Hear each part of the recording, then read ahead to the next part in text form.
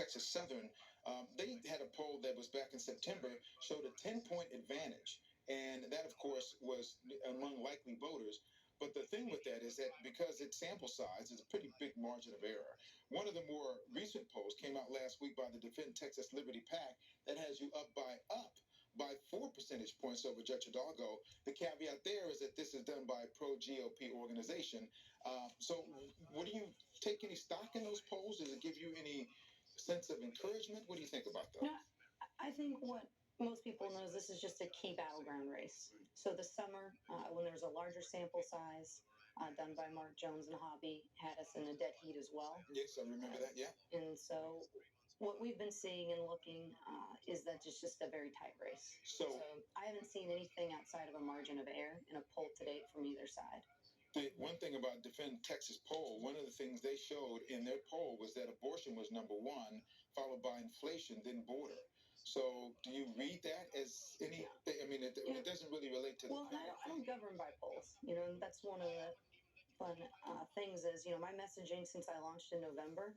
Lena Hidalgo didn't even have public safety as a key priority last November. I took out this huge ad. It was an editorial in the Chronicle saying, with these policies in place, we're going to be known as the murder capital. And unfortunately, that was sadly prophetic in February, where not even population adjusted, we had more homicides than any other city.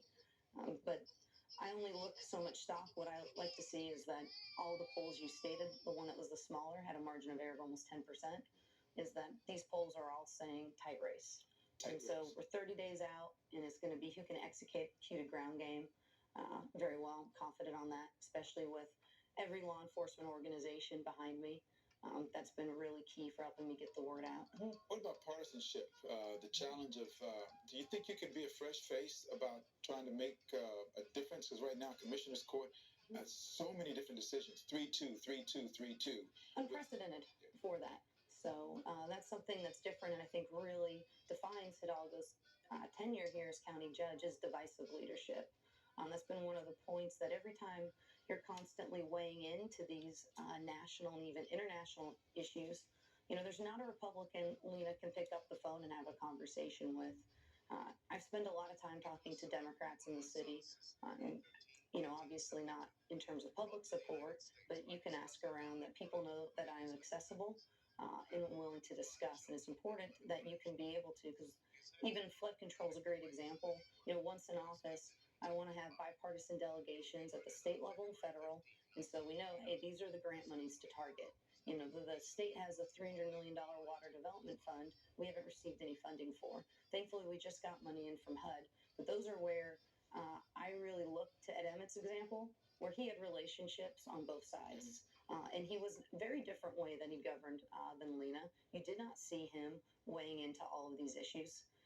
And he was very focused on being an advocate for Harris County first. And so I take very seriously this responsibility that when you're county judge, you have to represent all of Harris County, not just the part that voted for you, and only talk to that, because you really need to figure out how do you mobilize these important this is a very moderate purple, however you want to see it, county. I've never believed that it was as progressive as Lena's policies, and it's not also a hard right extreme. I think people here in Harris County want reasonable, good government.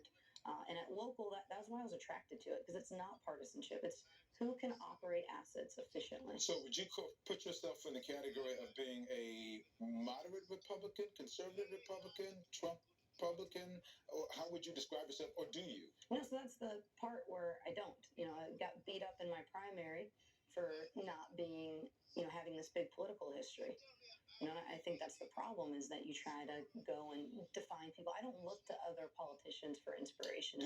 Do you think people want to know when you come out, because you're new, what kind of political leanings you have, just so they're not surprised one way or the other? Well, no, and I'd say obviously conservative. I have a big support towards liberty.